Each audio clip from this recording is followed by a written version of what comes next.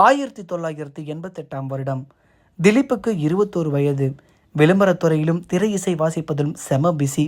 அவ்வப்போது இசைக்குழுக்களுடன் வெளிநாடு பயணம் சென்று வாழ்க்கை டாப் கியரில் எகிர ஆரம்பித்த போதுதான் அவருடைய சகோதரிக்கு அந்த கொடுமையான வயிற்று வலி ஏற்பட்டது. ரகுமானின் குடும்பத்துக்கு பேரதிர்ச்சி. அப்பா வயிற்று வலியால் துடிதுடித்து இருந்ததை நேரில் பார்த்த திலீப்பும் அம்மாவும் சகோதரிகளும் கலங்கினார்கள். இனம் புரியாத பயம் அவர்களை சூழ்ந்தது. எந்த மருத்துவம் பார்த்தும் சரியாகவில்லை. பதற்றத்தில் சரியான மருத்துவர்களிடமோ மருத்துவமனைகளில் கூட அவர் காட்டப்படாமல் இருந்திருக்கலாம் என்றும் சில குடும்ப நண்பர்கள் குறிப்பிடுகிறார்கள். யார் யாரோ மாந்திரிகர்கள் வந்தும் சரியாகவில்லை. நாளுக்கு நாள் சகோதரி நிலைமை மோசமாகியது. இதை பார்த்து கொண்டிருந்த ரகுமான் மிகவும் வருத்தப்பட்டிருக்கிறார். அந்த தருணங்களை பற்றி ரகுமானே என்ன சொன்னார்னா, என் அப்பா பட்ட வலி என்னை துன்புறுத்தி கொண்டே இருந்தது.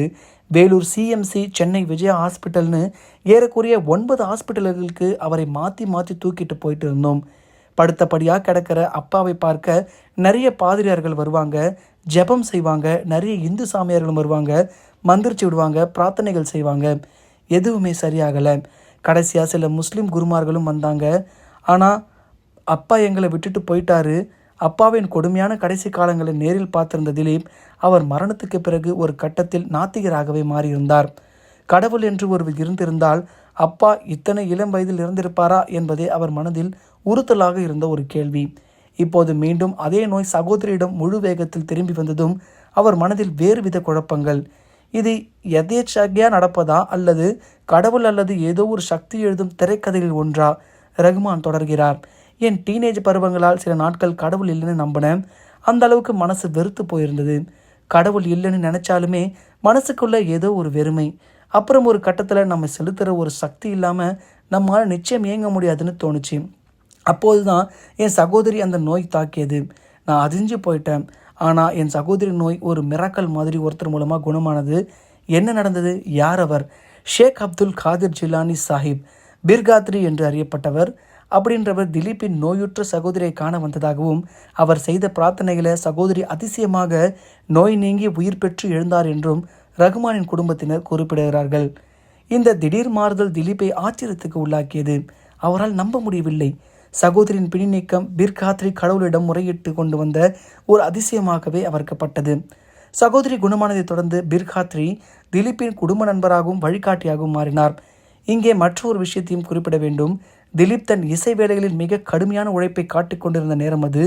இந்த கிளாசிக்கல் மற்றும் கர்நாடக இசை, இந்துஸ்தானி இசை, வெஸ்டர்ன் கிளாசிக்கல் இசை என்று ஓயாமல் இசை கற்றுக்கொண்டபடி இருந்தார் திலீப்.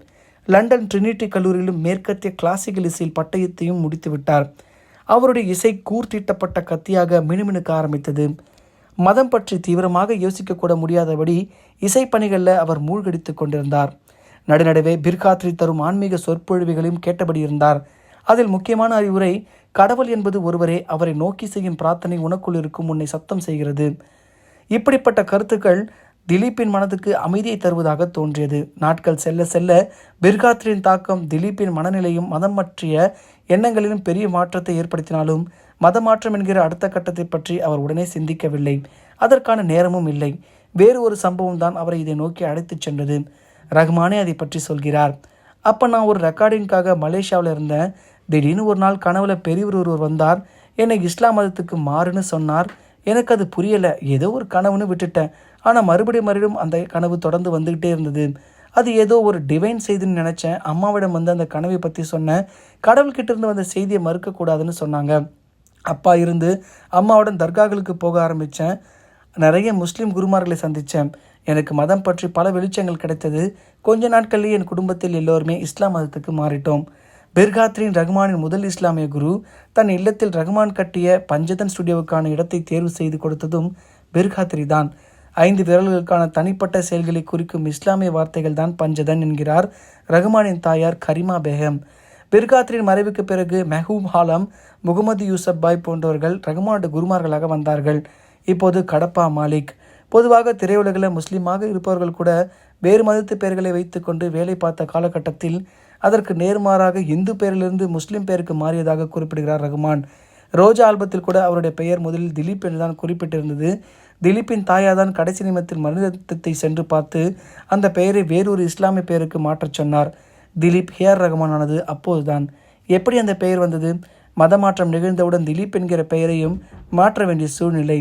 ஜோதிடத்தில் மிகுந்த நம்பிக்கையுடன் இருக்கும் திலீப்பின் அம்மாவிடம் ஒரு ஜோதிடர் சிபாரிசு செய்த பெயர் தான் அப்துல் ரஹ்மான். திலீப்புக்கு அப்துல் ரஹ்மான் என்று பெயர் மாற்றம் செய்யப்பட்டது. அந்த பெயரோடு தான் சில நாட்கள் இருந்தார் திலீப். பிரபல இந்திய இசையமைப்பாளர் நௌஷத் அல்லா ராக்கா ரஹ்மான் என்று வைத்துக்கொள் என்று சொல்லி பெயரை சற்று மாற்றினார். அல்லா ராக்கா ரஹ்மான் என்றால் அல்லாவின் அருளை பெற்றவர் என்ற அர்த்தம். ரஹ்மானுக்கு முன்னால் இதே பெயரில் உலக புகழ் பெற்ற இன்னொரு இசைக்கலைஞர் தபேலா மேதை உஸ்தாத் அல்லா ராக்கா கான். இவர் பிரபல தபேலா மேதை ஜாகிர் ஹுசேனின் தந்தை. திலீப் குடும்பத்தின் இஸ்லாம் மத மாற்றம் இசை உலகில் புருவங்களை உயர்த்தியது.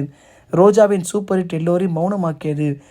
ரஹ்மான் என்கிற பெயர் இந்தியா முழுக்க புயல் வேகத்தில் பரவியது. அல்லா ராக்கா ரஹ்மானாக மாறிய திலீப் விரைவில் மிக ஆழ்ந்த மதப்பற்றுடைய இஸ்லாமியராக மாறினார். ஒவ்வொரு வேளை தொழுகையும் ஓர் இறப்பு மாதிரி. அந்த நேரங்களில் நான் இறந்து விடுகிறேன். தொழுகை பிரார்த்தனை முடிந்ததும் புதிதாக பிறந்தவன் போல் உணர்கிறேன். என் மனம் உடல் முழுக்க ஃப்ரெஷ் ஆகிறது என்கிறார் ரஹ்மான். தன் வாழ்க்கையின் வெற்றிக்கு ஆண்டவன் அருளும் இஸ்லாம் மதமும் முக்கியமான காரணங்கள் என்று வெளிப்படையாக சொல்லி வந்த ரஹ்மானுக்கு விரைவில் மற்றொரு சிக்கல் வந்தது. இஸ்லாமிய தீவிரவாதிகளுக்கு அவர் பண உதவி செய்தார் என்கிற அதிர வைக்கும் குற்றச்சாட்டு தான் அது. அதை பற்றி தெரிந்து கொள்ள அடுத்த வீடியோவில் பார்க்கலாம். மறக்காமல் நம்ம சேனலை லைக் பண்ணி ஷேர் பண்ணி கமெண்ட் பண்ணுங்கள், சப்ஸ்கிரைப் பண்ணுங்கள் மக்களே.